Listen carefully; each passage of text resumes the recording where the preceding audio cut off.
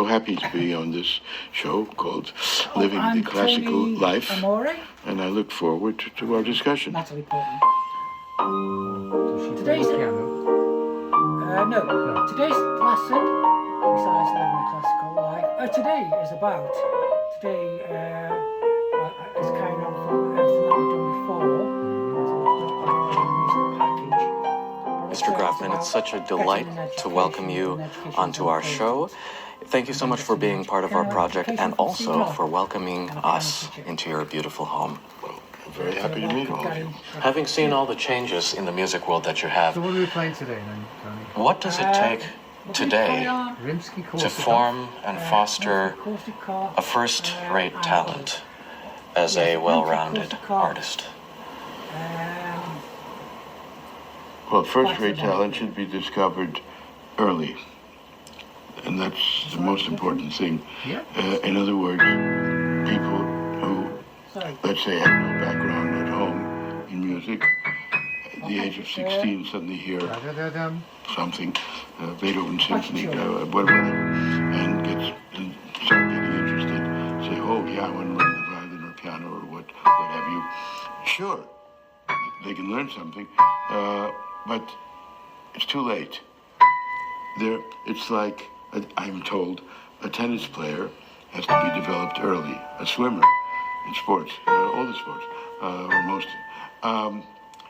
And there are certain, a doctor could explain it, muscle coordination or, God knows what, that you do automatically. So you start early, your talent. Now, then what do you need? You need a teacher. You need a good teacher.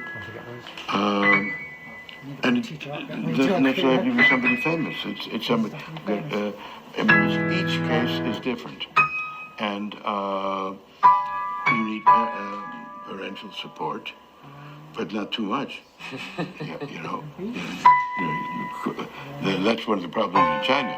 Make them practice 10 hours a day. Yes.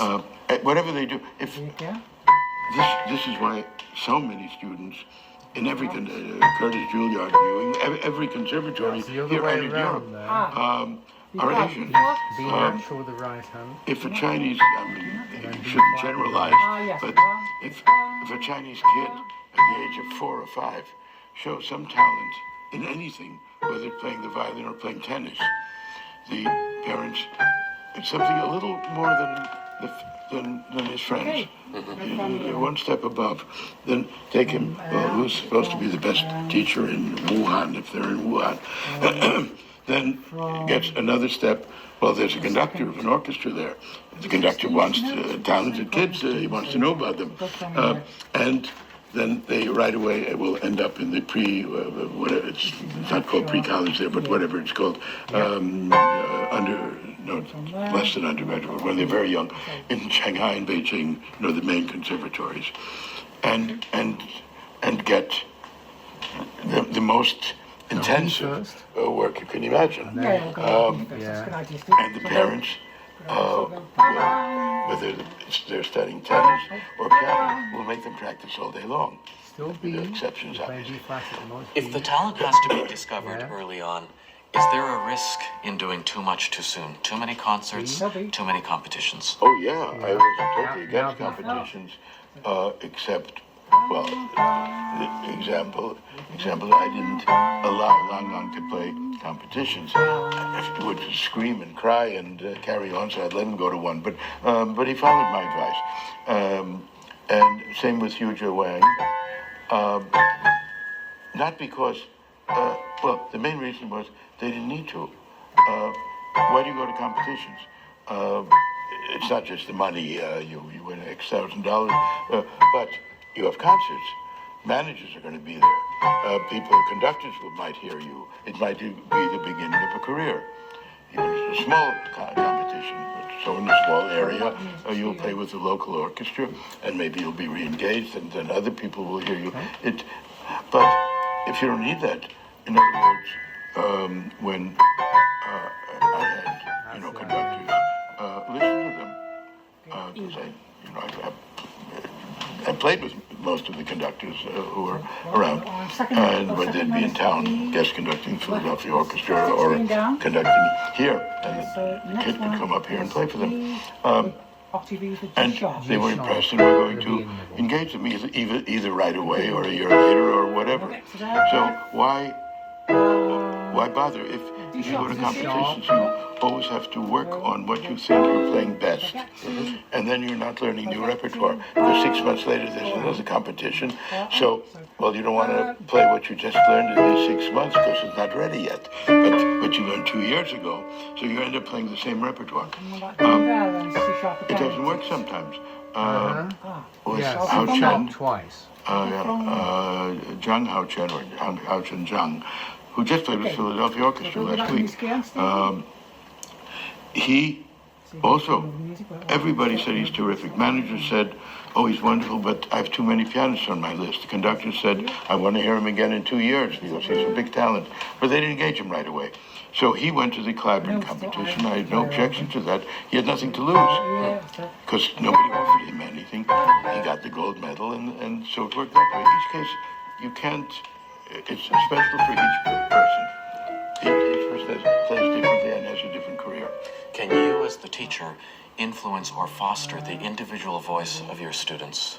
That's our job, and that's what we try to do. This probably without thinking about it, because many people have asked me this question. That's another D. And for the rest of the Horowitz probably caused the answer, which is not played for him. He never went to the piano to show me anything. See the Nothing. E? Because I guess he realized, he played in such a convincing way, even if I disagreed with this, which I might do. I was growing up with Horowitz, Rubinstein, Schnabel, and Sirkin. And so they all entered. And sure, let's say I prefer this one to this. But each one were playing in totally convincing way, their own way. And probably he felt that maybe I would try to copy or this. Occasionally he'd say, you're on the wrong track, but that wasn't often. He wouldn't say that he disagrees with my interpretation so that I should do it differently. But he would say that although he does it differently, he sees what I'm aiming for, and maybe I would succeed better by doing something, and he would be sitting in the couch, let's say, and the piano is over here. And he would say, for example, in this area, and he would sing a certain melody, and say that I was aiming for this, and even though he did it differently, although he didn't always say he did it differently, but he meant that sometimes, that I would succeed better doing different things. So, sure, if the composer writes to play very softly, well, you do have to play very softly, but beyond that, every artist is different. What was it like playing for Horowitz? Was Horowitz in person very different from Horowitz the legend on stage? Well, as I told you, I graduated from Princeton when I was 17, and my teacher, Vinerva, who I was with for 10 years there, was a good friend of Horowitz. And she told me this was one of the times that he took off from giving concerts. He was not playing at all. He had several such episodes in his life, but this was one of them.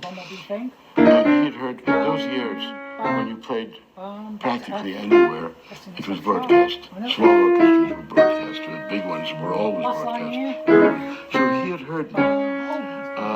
And he mentioned to her that if I wanted to play for him, I would be happy to hear it because he was not doing very much. He wasn't really going out except to take a walk in Central Park near where he lived. So, my God, so I went, and that developed almost immediately, within a couple of months, because I was already playing concerts, not 100 concerts a year, you do a lot of concerts, that I ended up playing for him for 1 year, almost once a week, and then for 3 years after that, about once a month, and spoke to him on the phone. It was 5 minutes after 6 that I was to call, because WQXR had news broadcast on the hour, and he listened to the 6 o'clock news, but it was only for 5 minutes, and he didn't want to be interrupted while listening. So we usually spoke just after that, and he was not doing anything except contemplating starting to make records again, which is another story. He wanted to know, did I go and hear so-and-so, how so-and-so did, who's going with whom. He wanted to know all the gossip about all the colleagues in this field. And he was interested